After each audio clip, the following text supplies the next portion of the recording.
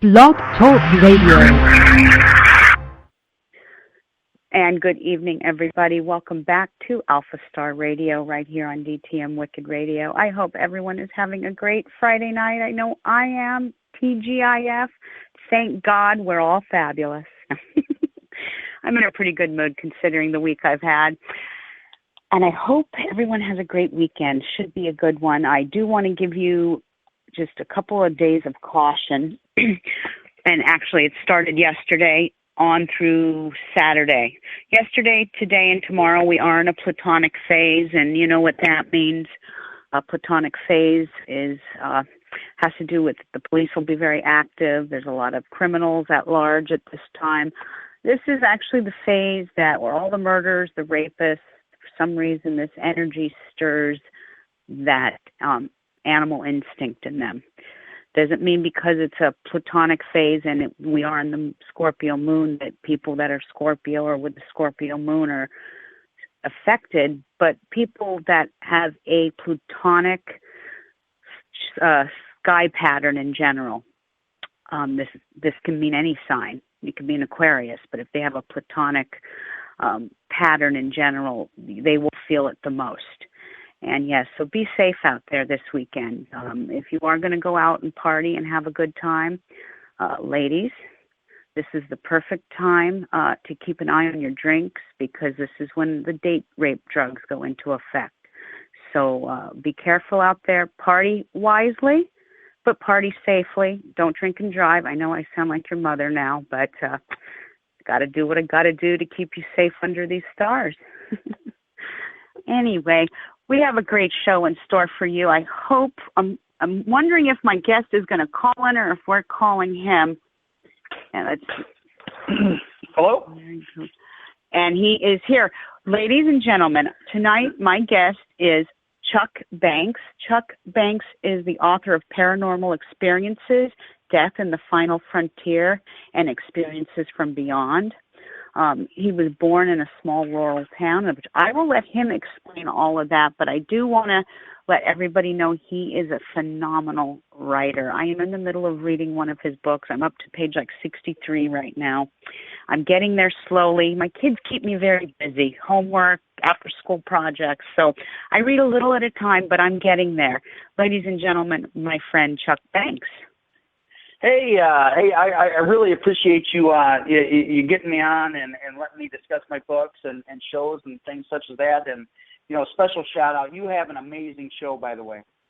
Well, thank you very much. And you are an amazing writer. And I want more people to download your books and buy your books because I haven't had an opportunity to read them all, Chuck, but what I'm starting to read, I just really like. I'm embracing it, and I will say I was in some tears when I was reading your book about your dad. I'm getting all teary-eyed thinking about it. Yeah. You know, my dad was my best friend, and you know, I had always had some paranormal experiences, that I shared back in the book. When I recollected my past. But, really, when I began searching for answers and found my true spiritual calling and spirituality and whatnot within the paranormal, it was kind of the search for the afterlife, to take a look and try to be able to speak to my dad again. And lo and behold, it's opened many doors. And I really appreciate all of the accolades you're giving me about my book. Appreciate that. Well, it's an amazing book. And, I do have to say, unfortunately, when we lose people in our lives that we are very, very close to, sometimes there is that spiritual awakening in us. Even when they've passed for many years, sometimes they come back to you in either dreams or through outer body experiences to give you these messages to almost console you in some ways and let you know, hey, it's okay. I'm still here, just not in physical presence. Know what I mean? Yeah, absolutely. I've had the opportunity to basically meet my father all over again. In the spiritual realm, and it's just an amazing experience. That I've had. It started out. I was pretty nervous because frankly, I didn't know quite what was going on, and as you get in the second book, it's quite a bit darker than the first, but you basically get to experience maybe, and I'm not saying I'm a medium or in the least, but you can kind of see a spiritual and sensitive journey, towards that being able to come into contact with spirits, both negative and positive. Absolutely. Now, Chuck, are you a paranormal investigator as well? Is that my understanding? I've had the opportunity to get to know some really great paranormal investigators, like Mark Dethridge, Jenny Brazos, and many others. I would consider myself, a relative novice, as far as investigator. I would call myself, a kind of a spiritual lightning rod, so to say. I don't necessarily have to go find it. It tends to find me on occasion. Yeah, I've heard that from a lot of people, that sometimes I don't go looking for it, it just finds me, and then that's very true. There are many people out there that are more prone to it than others, just like our psychic medium friends who can talk to the dead and spirits. I mean, they're just prone to it more than others. Yeah, absolutely. And the more that I'm open, the more I meditate, the more that I research certain topics and whatnot. It's just a great experience. To basically and to be able to learn from some of the all-time greats out there. I went on an investigation, Linda, at Villisca Axe Murder House there towards the end of the summer, and I had the opportunity to go with Randy Reynolds and my good friend from Twisted Paranormal, and it was a pretty good experience. It wasn't quite what I expected. It wasn't even as active as my basement, so to say, but it was a good experience.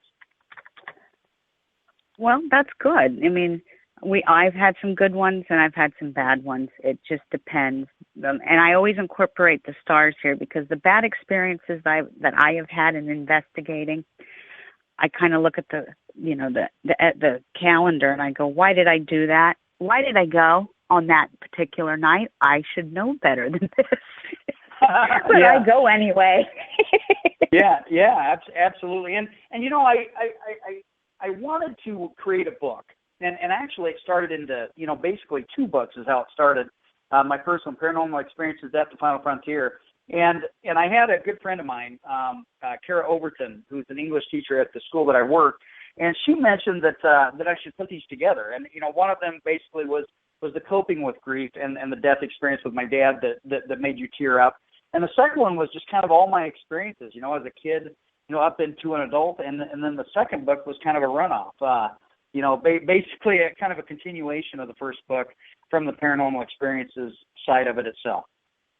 Now, the book I'm reading about your dad, that's the first book, correct? Yes, and actually that is free on that is free on Google Play, and it'll always be free. Okay, so I will, if that's with your permission, tonight after the show, I will put that on my Alpha Star Facebook page for people to download, if that's okay with you. Absolutely. Okay. I've had over 2,000 downloads on that book, and I've had good feedback on it. So anything to basically spread my experiences, and if I help one person. I feel the same way in education. If I help one person out there to be able to come back with the struggles of losing a loved one, I've done my job. Absolutely. I agree with you. And I'm not even halfway through the book, so I really can't say too much because I haven't read it all. But what I have read, for me, it was very touching. It was very beautiful to have that experience and to experience it. And I kind of identify with you because when I grew up, my dad grew up in a very Episcopalian family, being English Canadian, and everything was very proper and they were very reserved people. I find it kind of funny that my father married a crazy Italian. Guess he was sick of that reserved life, wanted some action in his life and drama, and but I can relate to that in a lot of ways because in the part of the book you talk about your dad is not showing a whole lot of emotion. Not that he had no emotions, but he was a very he didn't show his emotions out in public like you would see other people do. You know, my father was like that too, and I don't know if that's Episcopal upbringing or what, but my dad's side of the family was very reserved and very proper, and you know, but I got to see the best of both worlds. You know, the English proper side, and then the Roman Catholic side. It's kind of interesting. yeah. But oh, go ahead. Go ahead. I'm sorry. Go ahead. No. Go right ahead. No, I was going to tell you that you know, being brought up in that Episcopalian, you know, that kind of religion, it definitely opened your eyes, and I can agree. You know, my dad was a full-blooded English, and he was sheriff, you know, Athens County for over 24 years. So yeah, he was pretty hardcore. Well, there's nothing wrong with that, though. You know, I mean, even some of my relatives who grew up in the Episcopal Church they're very reserved people, but you know what? Just because someone's reserved doesn't mean that they're not beautiful on the inside. That, you know, it's just other people have a way of expressing themselves in very different ways. You know, some of us express it through writing or going on the radio and talking about it, or anything really. So it's just a matter of how we channel our emotions, so to speak. You know what I mean? Yeah. There are times, Linda, that I get when I start writing. It's almost like something else is you know, comes in the form of spirit or whatever, and I'm able to, you know, to get out those words. It's amazing. It is amazing.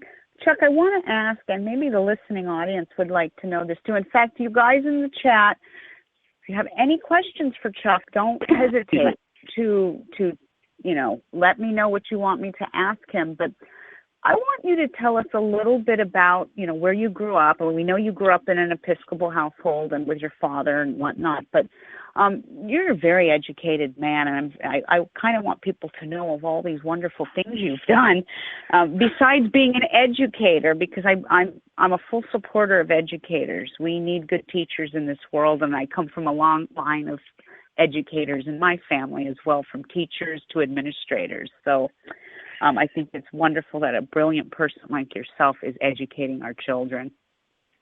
Hey, thank you very much. Those are just awesome words. You know, it started out right after high school. I decided I was going to go in the United States Air Force, and I actually went in, you know, during the first Persian Gulf War, and I was able to get early out. It really wasn't for me. My brother ended up staying in the Air Force for 30 years. I think I stayed 18 months. I was allowed to, you know, get out early. I actually. I went back to school into criminal justice for a short stint. I got a full-time job, and then I had my first child. So, you know, I sort of grew up fairly fast. You know, at 21, I'm having my first child, and I went to work right away in the industrial sector.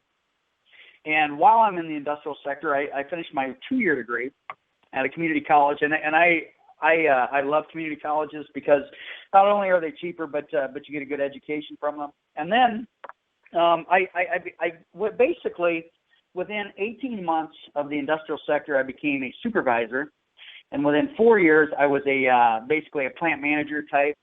And that factory ended up shutting down, and that was in Hillside, New Jersey. It was called Survivor Technologies and Doors, Windows and Doors. And I decided, you know, after coaching my oldest daughter in soccer, you know what? I love football, and you know what? Maybe I should go be a teacher. So I went to school. I was working full time, 50 hours a week. I went to school full time, taking upwards of 21 to 24 classes, and I got my bachelor's degree within 2 years. And lo and behold, I had a good friend that ended up giving me a job, my old principal, as a matter of fact, and I taught in Centerville. And then I decided about 8 years into it to get my first master's. I got my first master's degree in secondary education within 18 months, and then my second master's in educational administration and leadership. I got that in also 18 months, so 3 years. And currently, I'm about halfway done on my PhD of educational leadership and philosophy with Grand Canyon University. and I'm the activities director, and I teach history part-time, and I'm the assistant head football coach. I'll be the head football coach next year. You know, with